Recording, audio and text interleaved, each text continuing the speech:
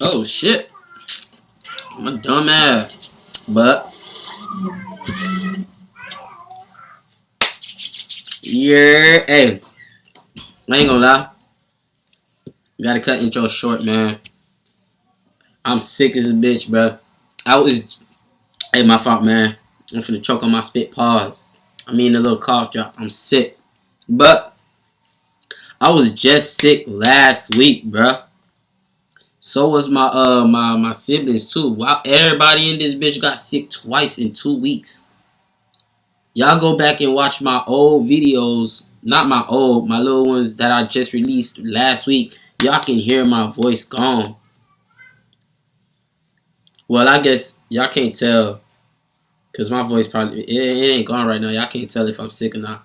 But if I start just sniffling and shit like that, y'all gonna be able to tell. But I was getting better when I dropped those recent posts. That's why I was even able to fucking record.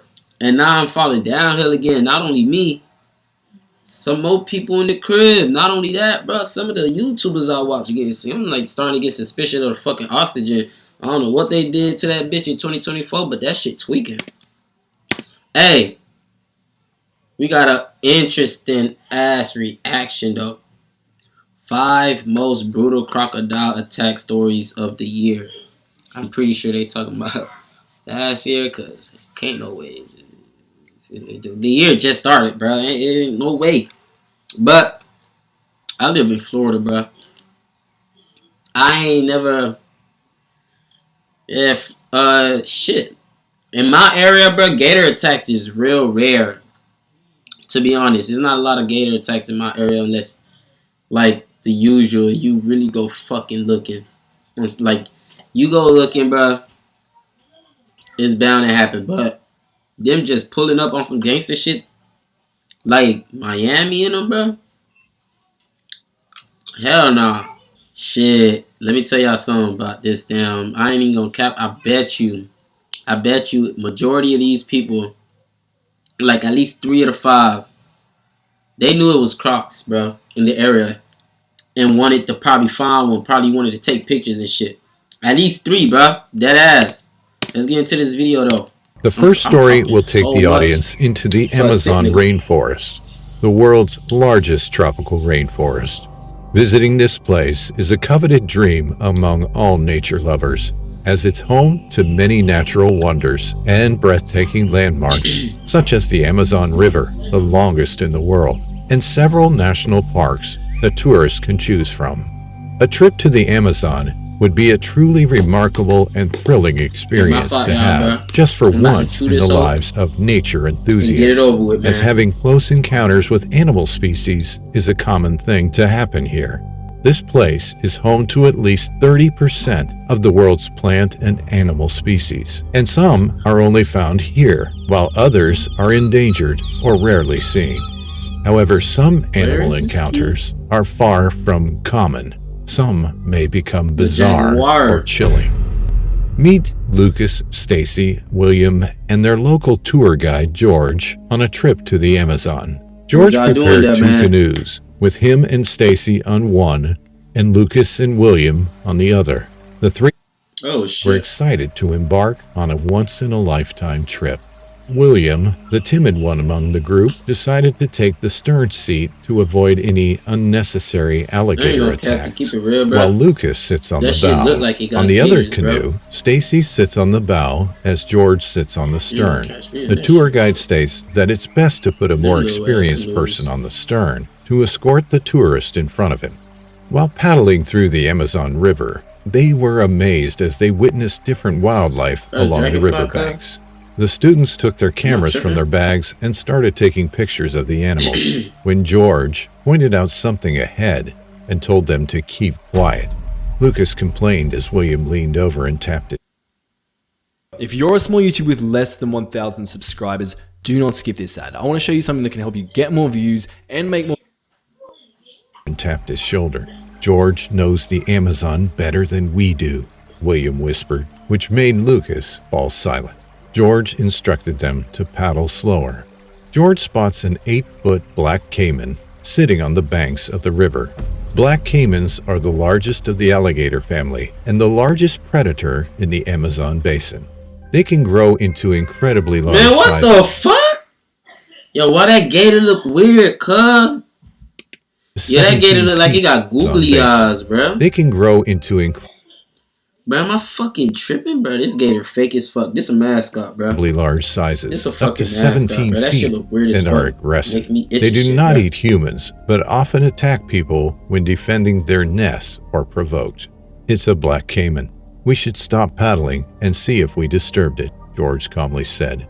As the students stopped paddling, the caiman moved forward slowly. Were in the water already, which startled the students, especially Lucas, who was sitting on the bow of their boat. On the other hand, William grasps his paddle tightly and tries not to utter a single word, as caimans have excellent hearing. George declared that they all should paddle back. Lucas became frantic as he looked back and forth at Y'all wait till George y'all and the see caiman one. ahead of him, causing him Like, to y'all ain't know paddle these as bitches was fast out as here, he could. cuz. The caiman submerged its body into the water, propelling it toward the canoes. Lucas and William also panicked in front of George and Stacy's canoe. The situation made them panic again, and they started to move faster than they should. As the caiman approaches, George also paddles back as fast as he can, so Lucas and William can do the same and escape the water in no time. When they reached a safe riverbank, they abandoned their belongings and distanced themselves from the water. The caiman tried to reach out of the water and grab one of them, William standing close to the riverbank. George instructed them to run away, and they stopped running when they couldn't see the riverbank, knowing they were safe. George heaved a sigh of relief, knowing the students had survived their experience with the caiman. Nobody died? Oh. The second This story motherfucker's making it features in this one. 14-year-old Jerome, who saved his 8-year-old sister Angel from being put into a death roll by a deadly crocodile roaming around their floating house, which is situated above the waters. Jerome is a young boy living in one of the floating houses at Sumilao River in the Agusan Marsh in the Philippines. Their parents went fishing every day, so it was How the always fuck can you only do that, him bro? I and ain't his even little know they sister had houses Angel, like who that, was bro. only That's- 8 years old. After breakfast, Hell Angel nah, went outside what? to sit on their front porch and play with her dolls. Jerome and his sister's parents advised Are you them living to on the avoid ocean? sitting too close to the edge of the porch because a crocodile might be hiding under Bro, how their you home shop, and bro? grabbing them. Jerome you is aware of order this, Uber Eats while and little shit, Angel bro? seems curious and doesn't Where do you listen go? much.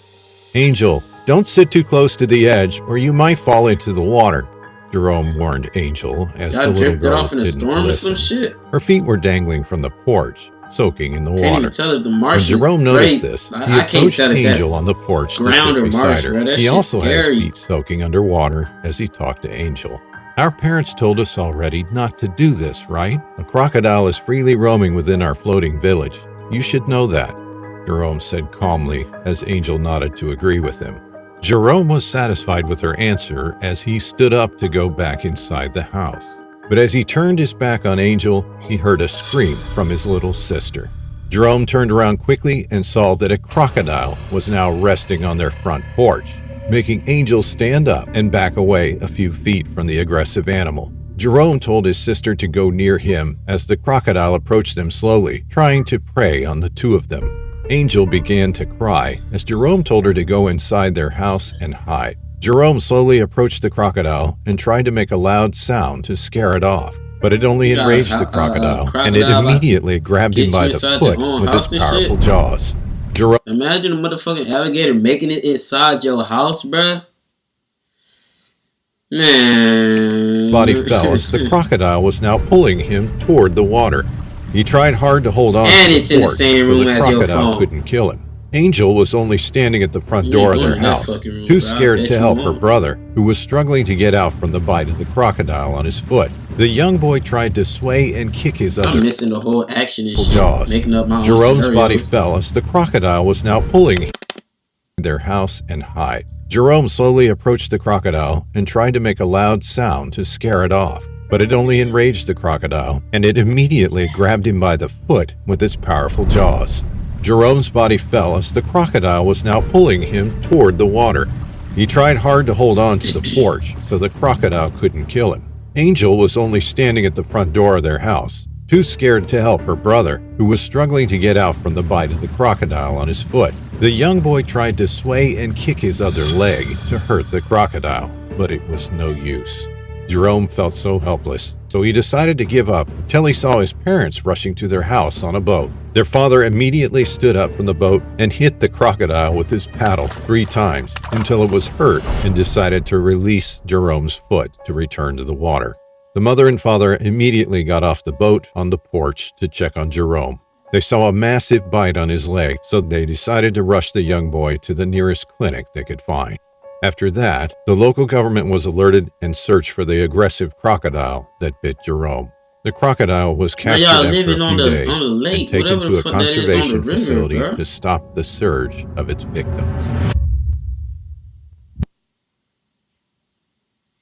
Oh, they living Today's on the water, story takes us to the Chao Phraya Delta, a lush mangrove swamp on the coast of Thailand in beautiful Southeast Asia. The coastline of Thailand gives great support to the ecosystem, providing food for the locals and nutrients for the surrounding seas.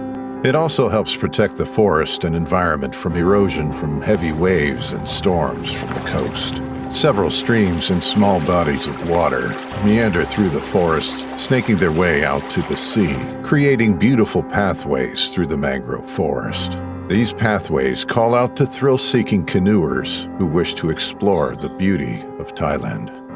But underneath the beauty of the swampy mangrove is a creature which has been feared since the dawn. Full Sail University is someone at the door? Where the next generation of creators are learning to build the future. It's the dawn of time. A creature which even made the Egyptians question their own beliefs. A monster which sleeps with one eye open, a body of armored skin, and enough force to leap up to 6 feet into the air, and able to run at a staggering 10 miles an hour in quick bursts. Once their eyes are set on a target, and their teeth sink into it, it's almost certain death. The crocodile is the largest and the most feared reptile alive today. And a man is about to go head-to-head against one of these beasts. Somchai knew about the crocodiles. He had seen a lot of them in his time living in the coastal village. There had been very few attacks, and most of them had resulted in minor injuries, as those who were attacked by the crocodiles made their way to land and outran the monster before it could catch up with them. He knew quite well that the average male crocodile could crush through bone with a single bite, capable of delivering over 3,000 pounds of force per inch. Yet Somchai decided to go out fishing on his own. He grabbed a small canoe with an engine strapped to the back and sent his craft flying through the mangrove. The only thing he had for his self-defense was a large club which he has fashioned using barbed wire and nails on the striking side of it. He mostly planned to use it to kill the fish which he couldn't reel in, but in the back of his mind, he had considered the crocodiles.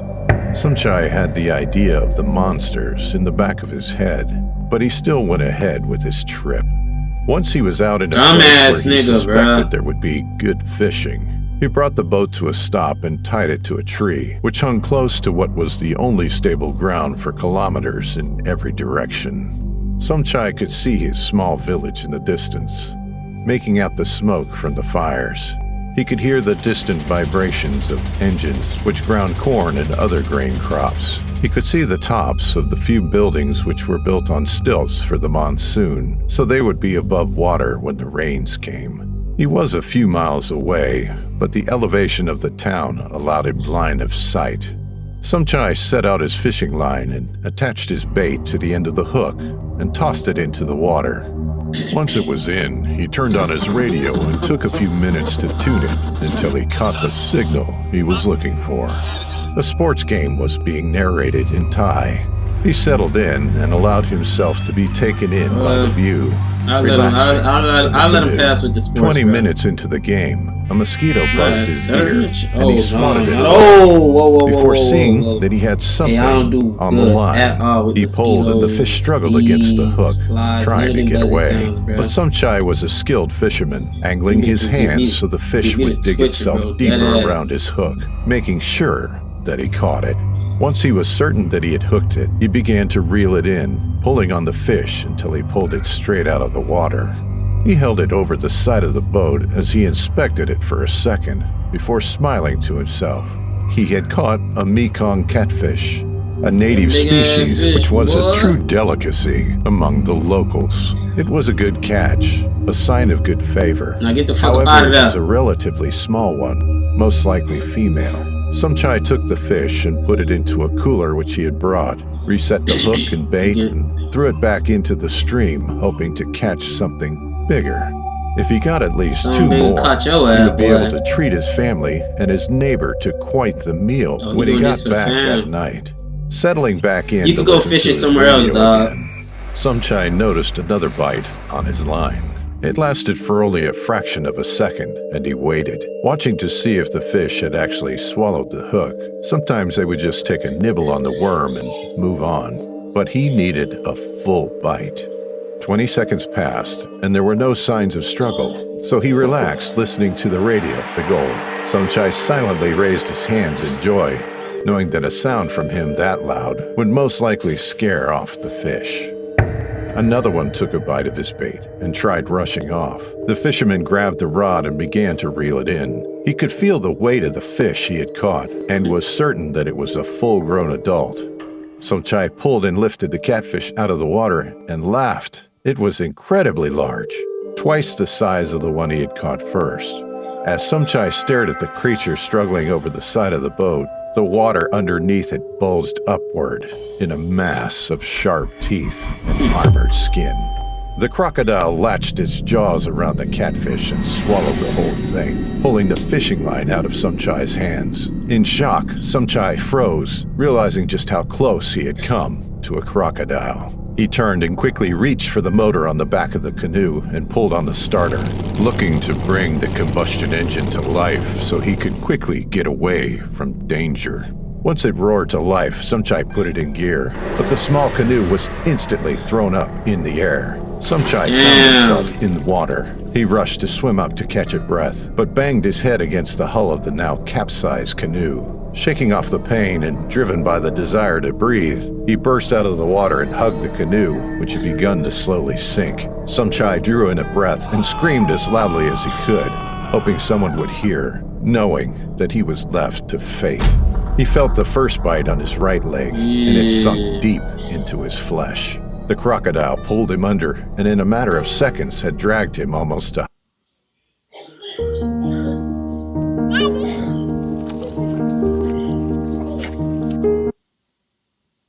100 meters away from the boat. Somchai tried to fight it, punching against its skin, but it was no use. The water current dulled his blows, and the skin of the crocodile was too tough to be hurt by his simple strikes. Suddenly, the creature let go of him, and Somchai pushed himself up to the surface. Drawing in a deep breath, he screamed again and began swimming, hoping to get to land where he would be safe. His lungs ached, and he was losing blood. Being in the water was no good, as the crocodile would make easy work of him. Using the last of his willpower, Somchai made it to the shore, pulling himself out of the water and falling flat on the ground. He looked down at the growing pain in his leg and realized that the crocodile had taken all of the flesh that made up his calf. Somchai screamed again as his blood began to turn the ground where he lay to red. As he tried to get to his feet again, he watched as the eyes of the monster appeared over the surface of the river. He tried to crawl backwards, but the crocodile began a quick hop across the muddy banks toward him. Somchai spotted the blood on its jaw and the killer look in its eyes and knew it was over for him. The creature bit into his arm and pulled him back into the water, swimming as far from the shoreline as it could, with his body in tow. Once it was certain that it was far enough, the crocodile went into a death roll. A move which the creature used to incapacitate its victims by spinning rapidly underwater till they drowned. Very little was left of some chai, as everything that wasn't eaten by the crocodile washed out to sea. And no one in the village at the time had heard the cry of the young man as he was ripped to shreds by the crocodile.